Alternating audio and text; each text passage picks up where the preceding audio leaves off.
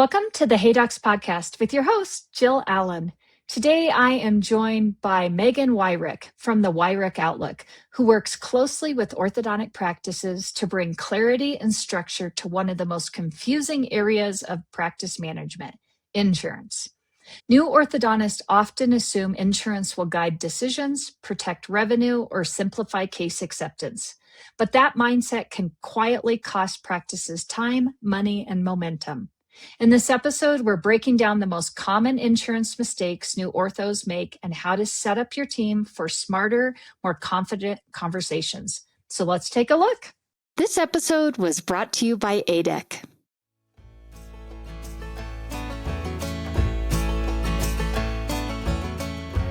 Are you thinking about opening an orthodontic practice?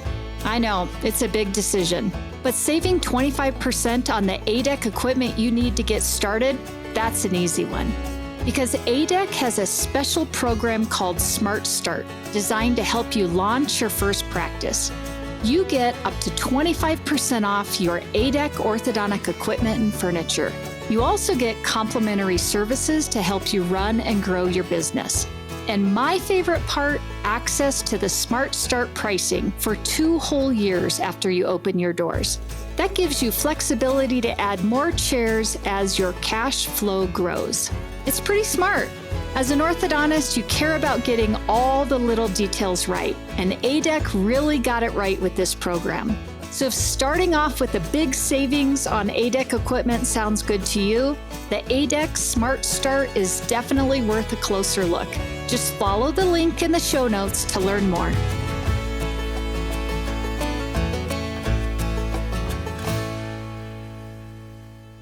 Megan, I am so excited to have you back on Hey Docs. Thanks for being here today. Yes, I'm so excited to be here. I know we had a lot of doctors reach out to us saying, hey, I heard of you on Hey Docs. So I'm really excited to be back here. Yes. In the event that somebody didn't catch our earlier podcast, would you mind telling us a little bit about yourself and your sister Brittany and how you guys came to having the business together, the Wyrick Outlook, and just talk to us a little bit about that and your background? Yeah. Brittany and I both started in ortho, just the same story as everyone else, right? We started at 16 years old, going into the local ortho office, working front desk roles, which eventually led to treatment coordinator roles and clinical roles and the whole nine, right? And so once we pretty much worked through every position in an office, we felt, hey, why don't we take our skills and start helping offices throughout the country? And the way we started that was through our insurance course, Confused to Confident. And that took off because I don't really feel like there has ever really been insurance training in this industry. So that's where I feel like the majority of offices come to us because we've been labeled as the insurance consultants through that course. But we now have since branched it out to multiple other courses. So we have a library of courses for basically every role in an office and help offices not only privately, but also through remote billing as well. So helping them actually do the day in and day out of insurance billing. Yeah. And I love that you guys do this. And I think having practices that have worked with you guys and whatnot, it is such a need, and it's a hard thing because we've been in this long enough where we saw that the core role used to be in the practice. You had a financial coordinator in the practice. We had all these core roles and lots of people in the practice. And I always joke, I've got a girl for that. I've got a guy for that. Like that was the old school way that we set up our offices. And now we are seeing, I'm coaching my teams to run really lean machine offices. We want to still have people in core roles, but we also want to be mindful of, is this something that we can outsource? Is this something that really has to be in the practice? And I think you guys have done such a good job at stepping up and saying, hey, we can not only train on that, but we can also help in that role and be that outsourced position for practices. And so I just love that you guys have stepped in and owned that space and said, yeah, we got this. We could do this, and are really helping docs. Yeah, it's definitely been a wild ride. I think after COVID was really when it was never our intention to really do remote billing, but I think it spiraled into that because so after COVID, we had our course, our insurance Mhm. course, trained a ton of offices. And then doctors started reaching out to us saying, hey, my team's not coming back. Or, Yep. hey, the person you just trained didn't come back to us. Can you just do it for us? So it Mm. kind of naturally took this direction with the business. And so we've stepped into that unexpectedly, but we've now been doing it for 6 years. Crazy that COVID was 6 years ago, I but here know. we are. And so, yeah, we definitely have that going.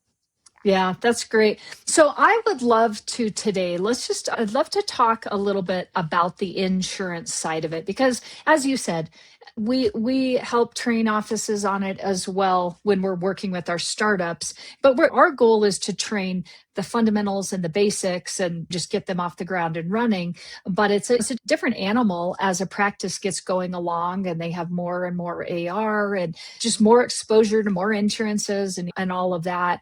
And so I'm wondering if you can talk to us a little bit about, I don't know, some of the bigger mistakes that you see when you're working with practices and what insurance companies say we should do versus what we actually should do and kind of this mindset that I think doctors get into about, I don't know, the black and the white of insurance, we'll say. Yeah. Yeah. So I think the first thing is from a doctor perspective is especially new doctors getting into this space, they feel like they have to be in network with Mm. every single insurance company under the sun. And it is so far from the truth. And I think it's eye opening to them when I explain it that way, in that you don't necessarily have to be Mm-mm. in network with everyone. You can No. pick and choose who you want to be in network with. And I think that's crucial in them understanding that because, one, if an office starts entering into all of these agreements with insurance companies, one, you're lessening your fee that you're charging, right? You have a contracted rate, you have to abide by those Yep. contract terms with the insurance company, but it can also be really hard to get out of as well. So, Mhm. from a doctor perspective, getting in network just because you're just starting your practice or getting into this insurance space that you didn't think about getting into when you first started, I guess it's just be picky and choosy, be selective with who you want to be in Mhm. network with, if anybody at all. I think ortho is a little bit different too than the majority of other Yeah. dental Yep. specialties. And the reason for that is because we really only have 7 main orthodontic codes that you can Mhm. bill under. A lot of times the lifetime maximum is the same, whether you're in network or out of network, Yep. you're collecting on the same benefit. And again, just being picky and choosy with who you truly want to be in network with would be the Yeah. biggest. I so agree with you on this. And this is a conversation that I can say has changed for me over the years. When I look back at when I started my business 20 years ago and how I was advising doctors and insurance participation, and especially post COVID in the last 6 years, but I would even say 8 years, but really in the last 6 years is completely different. And Mhm. I think so much of this has to do with in the past, we really did need to be part of an insurance network because that was the only way before internet was really prevalent, before internet searches were really prevalent, that the clients or the patients were able to actually see which doctor was in their network. They would get a true booklet. They would Yeah. look at the booklet and go down and be like, okay, who's in my area? Okay, this is the doctor I need to go to. Where now, I can say from a consultant standpoint, when I look at my clients and I say, okay, let's pull up in the year how many actual patients actually came from an insurance provider. Most of the time, unless the practice has set up to be a lower income providing practice, Mhm. it is not, we're not seeing that patients are coming from that insurance provider. So we've just seen this shift as we've seen the just the accessibility with the internet and what's happening there. And Brings up a no, go good ahead. point. That brings up a good point. If you are planning on getting in network with insurance companies, to track that from day Mhm. one. Hey, at the end of the year, we saw X number of patients from this insurance company. And is it worth it to remain in network? How much am I writing off for Right. that marketing dollar quote unquote. Yeah, because that's what I tell my clients. I'm like, listen, if you're going to be a network, you need to think about every single write-off as a marketing expense. It's not I mean, that's really what it is. You're paying Delta Dental to be on their website. And the longer you stay in it, once you've started to grow your practice, the more money you're gonna lose, which I just don't think we should put ourselves in that spot. So I love that you're advising that way too. And I would also love for you to talk a little bit about, you and I both know there's just so many misnomers out there in the insurance, and people want to hold on the black and whites when they aren't necessarily black and whites. I mean, like there are, but there aren't. Let's talk a little bit about not only what we were just talking about, what you have to do in network and the write-offs and some of those things, and does it really grow your practice or not? But I also want you to talk, because you just said something about it, about lifetime maximums. Let's just talk about what do you see out there? Because I think this is a really misunderstood area a lot of times with practices, and what that means, and how they can avoid some of those what could be costly assumptions of, oh, they have Delta, so therefore I know that they have 1,500 benefit or whatnot. Yeah. So, lifetime maximums, first, what is a lifetime maximum? A lifetime maximum is a benefit that's given to a patient on a policy that the insurance is basically saying, hey, we're going to cover the cost of treatment up to this certain maximum. So, a lot of times it's associated with 1,000, 1,500, 2,000. Those are common lifetime maximums across the majority of orthodontic plans. And so the misunderstanding, I think, comes from being in network versus out of network. A lot of times there's different lifetime maximums associated with being in and out of network. So that could be a reason to go in network versus out of network. There's pros and cons to all of this, right? So that is one kind of a black and white statement with, hey, I have a higher lifetime maximum if I go to an in-network provider versus a lower if I go to an out-of-network provider. A lot of times they're the same. I don't want to scare anybody here into thinking that, okay, I need to be in network so I get the higher lifetime maximum, because it's truly not the majority of cases. But as far as understanding maximums, I do think we preach this in our course, but also to our team, that you need two forms of verification across the board for any patient that you're looking at starting treatment for.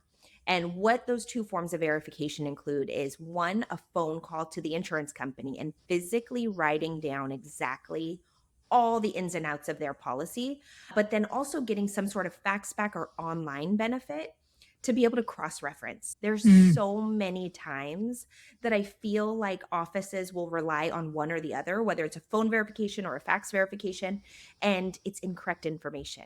So by having two forms of verification, no pun intended, you also get the cross-reference. So you can cross-reference, hey, yes, it does look like there's a $1,500 maximum. 500 has been used. I'm showing that on the fax, and I was also told that by the representative. I think helps with that misunderstanding of any sort of lifetime maximums, and avoids the office any of those costly mistakes, because you're again able to cross-reference and just know that what I am quoting the patient is truly accurate. Yeah. And I think this is such a pinch point, I think, in offices, because it is all about time. And I get this pushback all the time from practices, especially my established ones, that are like, are you kidding me, Jill? I have to get on the phone. I'm going to pay my employee that's X amount of dollars per hour. And literally, I'm going to have them sit on the phone just to talk to the insurance, when I could just go and get a fax back and get all my information. And I hope, docs, if you're listening, I really hope that you listen to what Megan just said, because it can be a really tough conversation to have with a patient when you tell them, we verified your benefits and it was 1,500, and that it may have been on a fax back. But then if you actually would have called in, come to find out that the fax back hadn't been updated yet, and they actually went and used their benefit down the street, you didn't even know about it, and they don't actually have a benefit. Yes. Yes.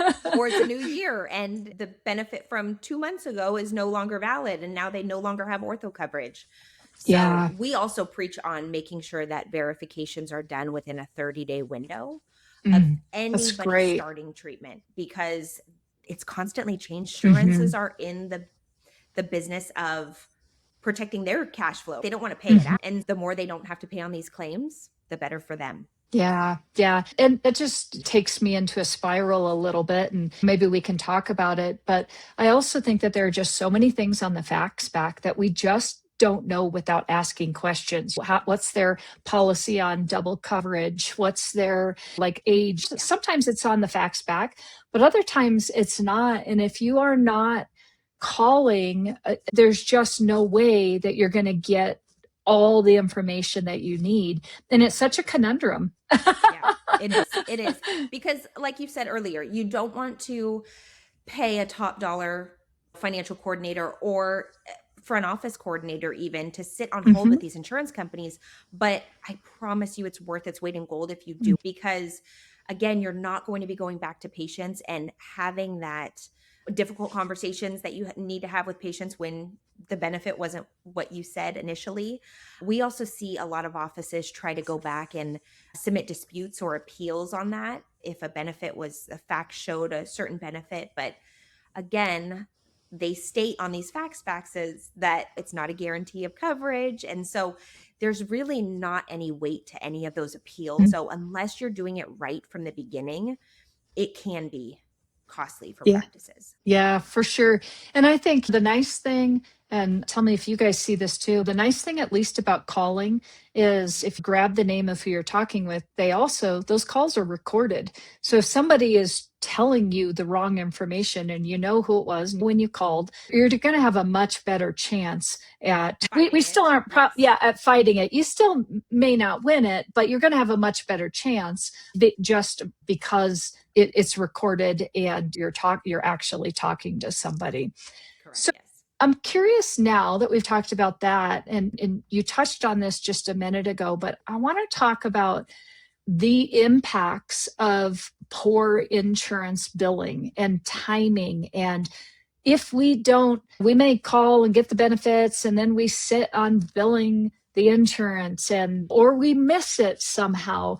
But can you talk a little bit about that and what that can really do to our practices from a cash flow standpoint, from a patient trust standpoint, just the ugliness of what happens if we sit on those claims too long? Yes, 100%. So this is probably where I will spiral Perfect. because Give it I to could us. go down a rabbit hole. So tap me out of this one because you're going to be, Alice, come back to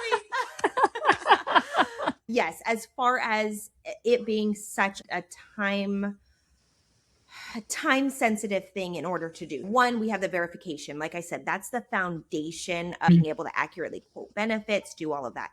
If that's not done and billing is not done in a timely manner, one, it's costly for the practice in that it leads to likely heavy write-offs or uncollectible accounts in general. I feel like the majority of offices, when there's an error essentially at the office level, we verified incorrectly or we didn't bill in time, doctors take the hit for that, right? Don't want to go back to the patient and say, you actually owe us another $1,000 benefit. There are some doctors that do, but the majority of offices I feel are trying to sweep it under the rug because they don't want to bring attention to it.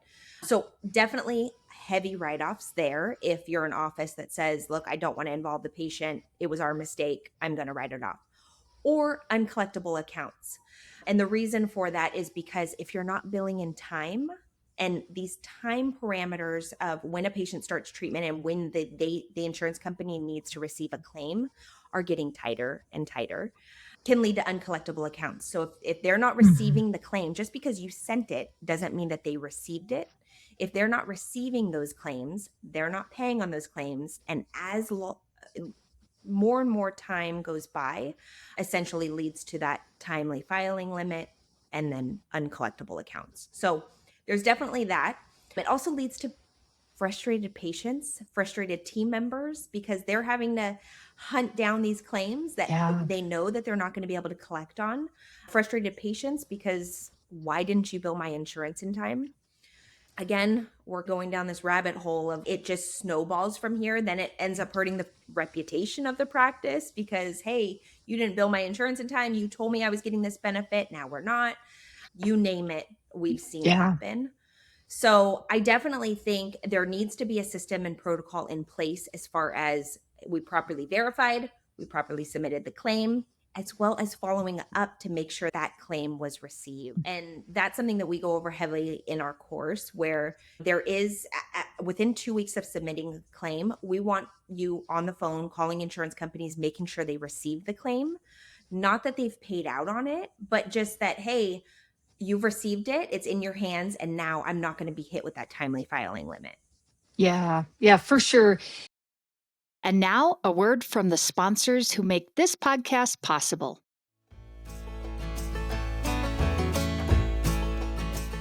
Hey, docs. If you want to have a great business, the right practice management software is essential. But some can be slow, outdated, and lacking good support. That's why I recommend Greyfinch to all orthodontists. It's the fastest, most reliable, and most secure platform to grow your business and improve your efficiency. It's completely web-based, so you can run your entire practice anywhere and from any device with no servers, no downloads, or hidden fees. They even have the most helpful and responsive support team around. Right now, Greyfinch is giving a $500 discount to our listeners. Visit greyfinch.com/Jill Allen to learn more and see why it's one of the fastest growing providers in America.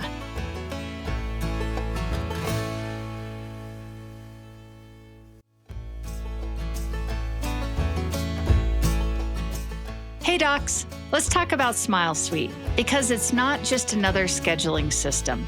It's a game changer in the world of new patient management.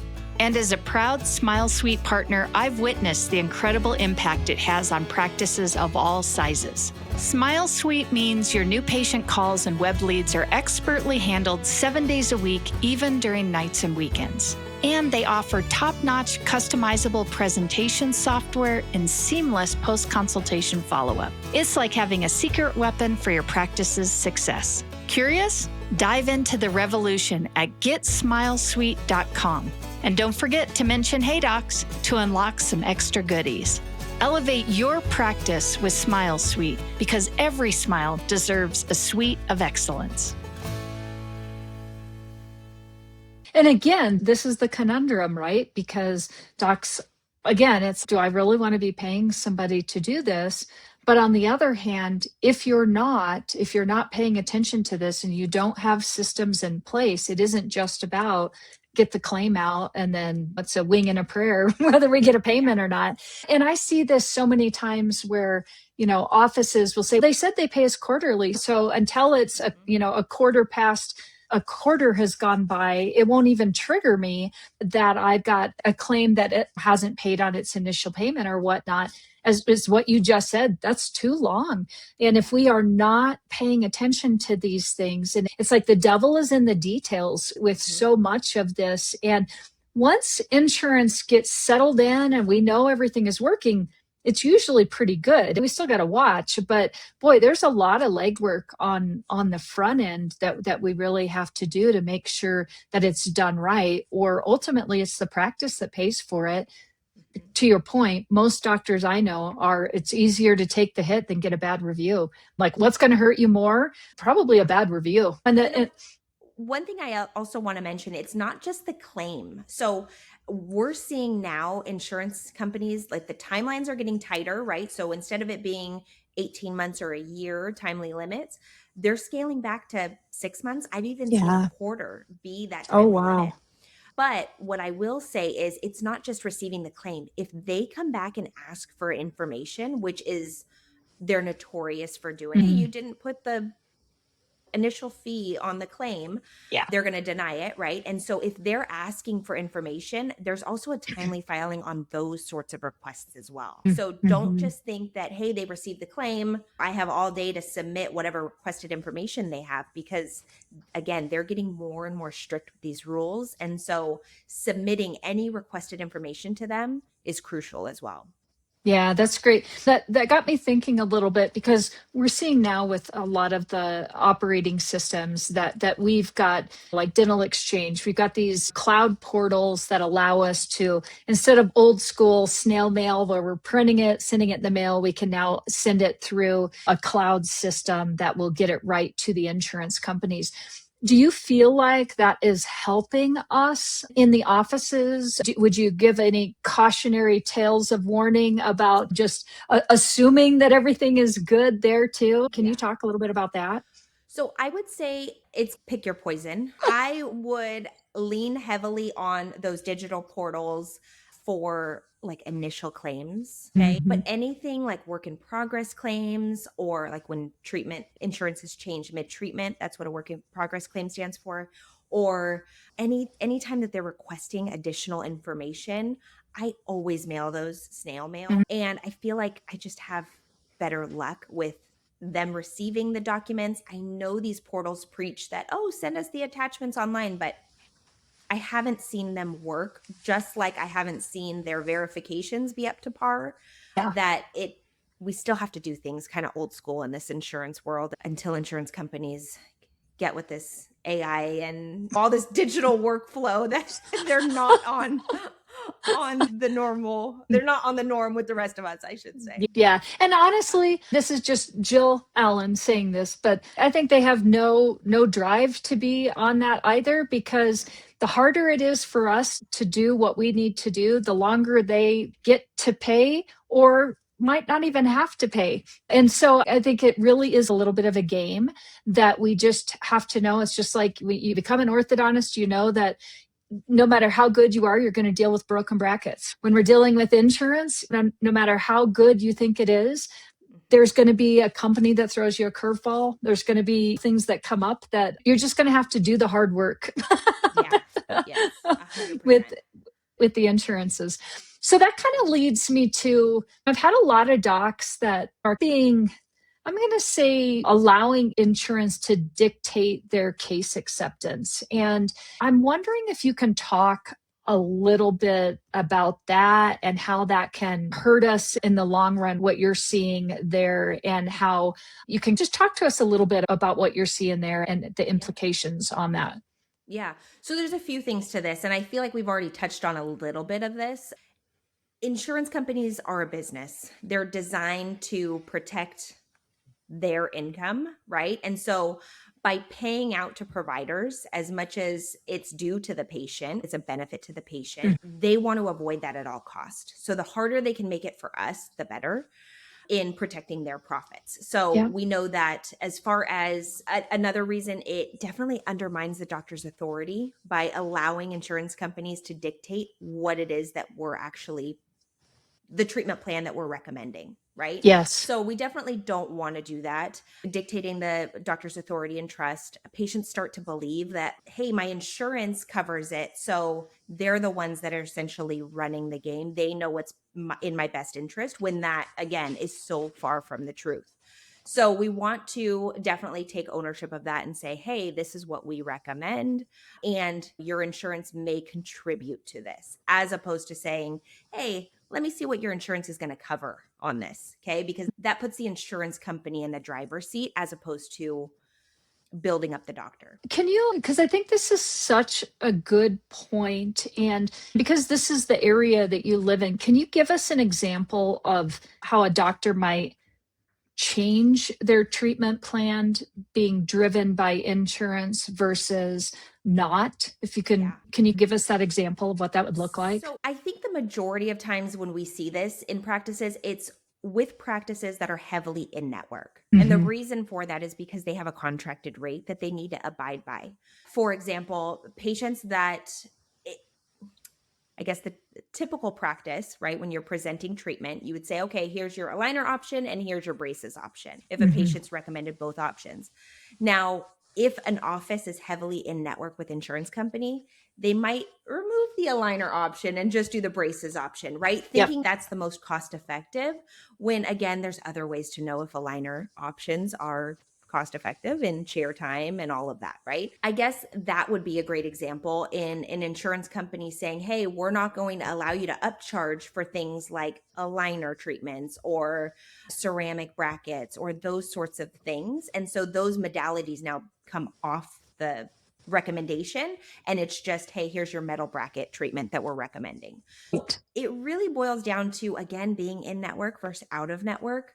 And with that out of network status, you have more flexibility to be able to pick and choose what you want, what treatment option you want, and what's truly best for the patient.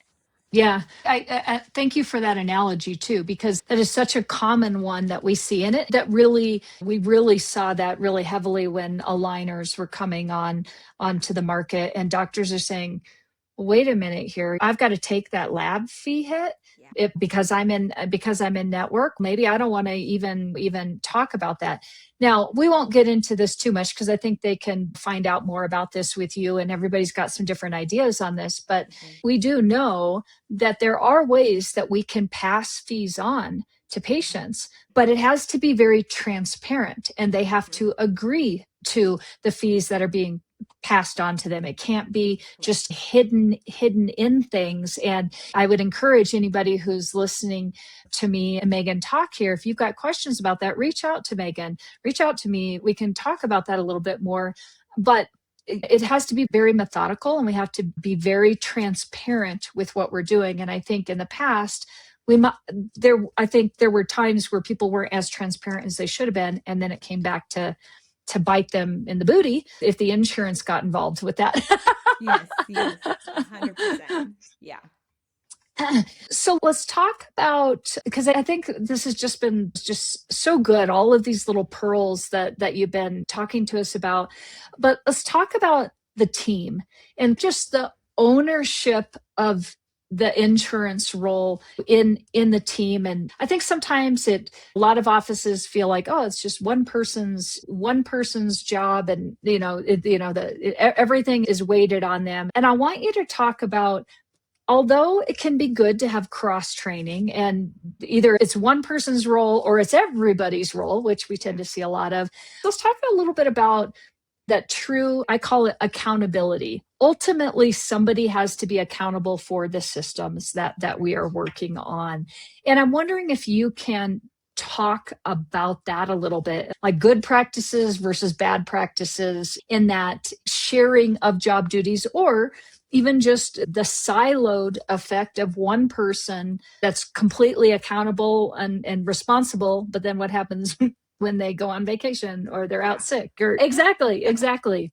Yes. Yeah. No, 100%. So I feel like we've had a major shift in this role in particular over the last 5 to 10 years. And I feel like you mentioned that early on in this conversation too, where it used to just be, hey, Betty's been with me for 25 years. She's responsible for all of the money in the office, and pretty much do it her way. Betty in the office was self-taught. She didn't have any sort of training behind this role.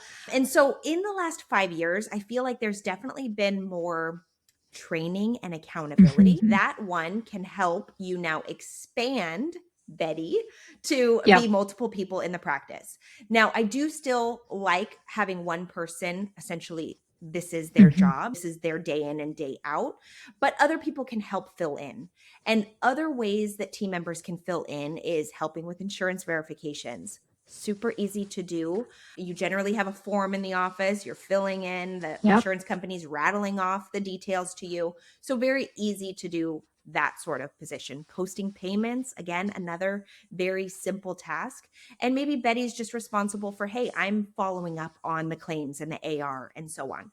So there's definitely been this shift in training accessibility, but also accountability. And I feel like we're seeing, especially younger doctors, really interested in playing a hands-on role in this role because it's all about the money, right? I have doctors that are still remote billing clients of mine that are like, no, I like to post all the payments because I just like to see it coming in. And I'm like, hey, more power to you, dude.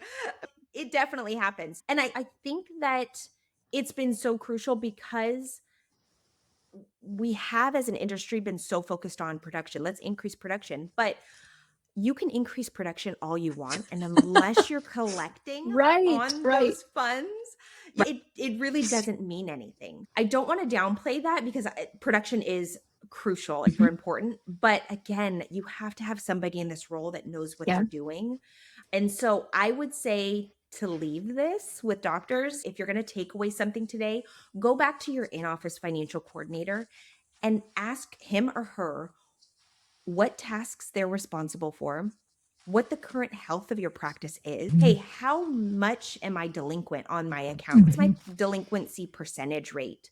What are the goals? And can you come up with a game plan for improving upon this? If I'm at 20% past due, how are you fixing that to make me 2 to 4% past due, which is where we want to see practices?